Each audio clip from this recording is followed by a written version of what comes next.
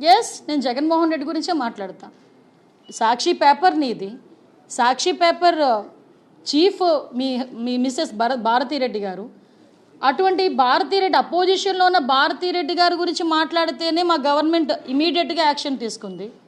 Social media వేదికగా ఏ మహిళల గురించి మాట్లాడినా కూడా మేము యాక్షన్ తీసుకున్నాము. అలాగని ఈరోజు నీ ఛానల్లో కూర్చొని ఇష్టానుసారంగా మాట్లాడటం, దీనికి ఆద్యం కూడా నాకు తెలిసి రీసెంట్గా తిరుపతిలో ఒక మీటింగ్ అయింది. ఈ సాక్షి ఛానల్ చెవిరెడ్డి భాస్కర్ రెడ్డి సమ్ కో బ్యాచ్తో మేము ఒక తీర్మానం చేసుకున్నారు వాళ్ళు. మేము గవర్నమెంట్ మీద మేము పోరాటం చేస్తాము. ఇదేనా పోరాటం అంటే?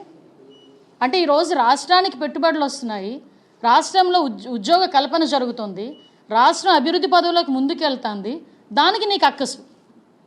ఆ అక్కసుని ఎలా వెళ్ళగక్కాలి అంటే ఆడవాళ్ళ దొరికారు. ఆడవాళ్ళ గురించి అంత నీచంగా మాట్లాడతావా?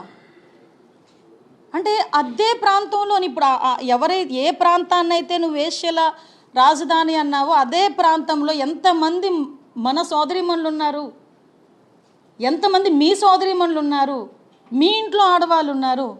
నువ్వు మాట్లాడేటప్పుడు కనీసం ఆ కామన్ సెన్స్ లేకుండా ఎలా మాట్లాడగలిగించావు?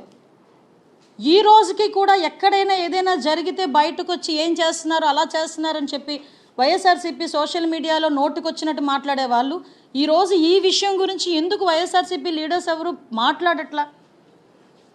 ఎందుకు భారతీరెడ్డి గారు అమ్మ భారతీరెడ్డి గారు, చాలా గౌరవంతో మిమ్మల్ని అడుగుతున్నా. నేను ఒక చీఫ్, ఒక పేపర్ చీఫ్, ఒక సాక్షి ఛానల్ కానీ పేపర్ కానీ చీఫ్ ఒక మహిళ అయినందుకు నిజంగా గర్వపడాలి. ఎందుకంటే ఒక మహిళ నడుపుతోంది అని చెప్పి నేను కూడా గర్వంగా ఫీల్ అవుతా, ఒక మహిళ నడుపుతోంది అని. కానీ మీరు ఒక మహిళగా నడుపుతున్న మీ ఛానల్లో, మీరు ఒక చీఫ్గా ఉన్న మీ సాక్షి పేపర్లో అమరావతి గురించి, రాష్ట్రం గురించి మీ తాలూకా డిస్కషన్, మీ ఛానల్ తాలూకా డిస్కషన్లు ఇంత నీచంగా మాట్లాడితే కనీసం బయటకు వచ్చి ఖండించిన పాపాన్ని ఎందుకు పోలేదు? దీని వెనకాతల మీ హస్తం ఉందా?